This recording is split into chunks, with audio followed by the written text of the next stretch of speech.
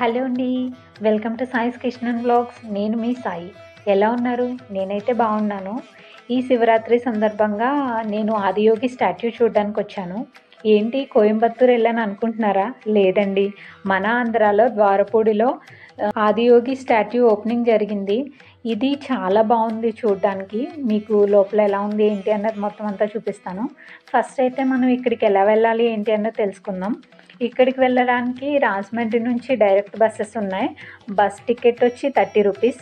కాకినాడ నుండి కూడా బస్సెస్ ఉన్నాయి. డైరెక్ట్ టెంపుల్ ముందే ఆగుతాయి బస్సెస్. So no problem. ఇక్కడికి కాకినాడ నుండి 55 రూపీస్ టికెట్ కాస్ట్ ఉంది. ఇక్కడ నుండి ఎడమ వైపుకి వెళ్తే మనకి బస్ స్టాండ్ ఉంటుంది. అక్కడ నుంచి మనకి బస్సెస్ ఉంటాయి మనం రిటర్న్ అయ్యేటప్పుడు. ఇప్పుడు లోపలికి వెళ్ళిన తర్వాత ఎడమ వైపుకి వెళ్తే స్టెప్స్ ఉంటాయి. అక్కడ నుంచి ఇలా పైకి ఎక్కి వెళ్ళాలి. నాకైతే చాలా బాగా అనిపించింది ఈ విగ్రహం. నేను శివరాత్రి అండ్ ఈ స్టాట్యూ ఓపెనింగ్ అప్పుడు రావడం వల్ల చాలా అంటే చాలా జనం ఉన్నారు.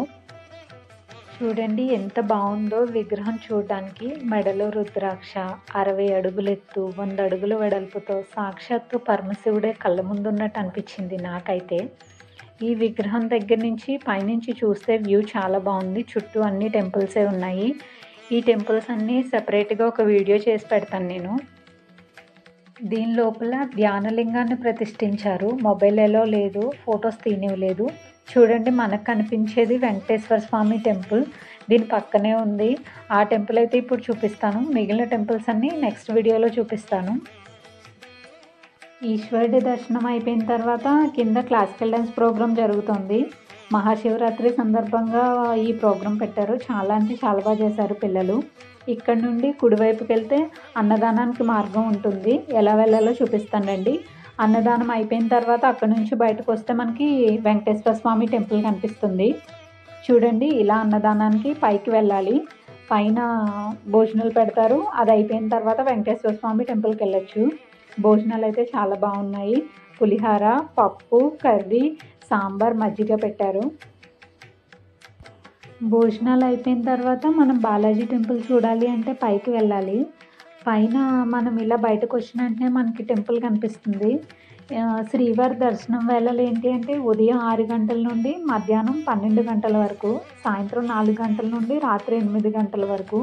ఈ టెంపుల్ అయితే చాలా బాగుంది. కానీ లోపలికి మొబైల్స్ ఎలో లేదు. బయట మనం మొబైల్ సబ్మిట్ చేసేయాలి అక్కడ. ఇక్కడ నుండి ముందుకెళ్తే కృష్ణార్జునుల రథం కనిపిస్తుంది మనకి. అది స్పెషల్ అట్రాక్షన్ ఇక్కడ అని చెప్పచ్చు. చాలా బాగుంది. 4 గుర్రాలు రథాన్ని లాగుతుంటే అర్జునుడు, పార్థసారథైన కృష్ణుడు దాని మీద కూర్చున్నట్టు చెక్కారు. ఇది చాలా అంటే చాలా బాగుంది. ఇక్కడ మంచిగా షాప్స్ కూడా పెట్టారు చిన్నగా. మనం ఏమైనా కావాలంటే కొనుక్కోవచ్చు. పిల్లలకి కొనాలన్న టాయ్స్ అవి ఉన్నాయి. ఇక్కడే మనకి ప్రసాదం కౌంటర్ ఉంటుంది.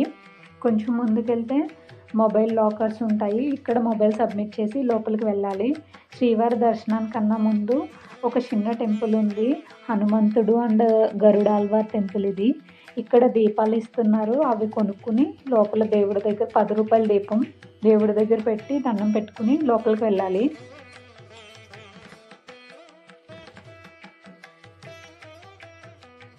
ఇది టెంపుల్ ఎంట్రన్స్. ఈ టెంపుల్ అయితే చాలా బాగుంది. నేను శివరాత్రి రోజు ఈవినింగ్ వరకు ఈ టెంపుల్ దగ్గరే ఉన్నాను. మీరు శివరాత్రి రోజు ఏ టెంపుల్కి వెళ్ళారో కామెంట్ చేయడం మర్చిపోవద్దు. అండ్ ఈ టెంపుల్ చూసిన వాళ్ళు ఎవరైనా ఉంటే మీకు ఎలా అనిపించిందో కామెంట్ చేయడం కూడా మర్చిపోకండి.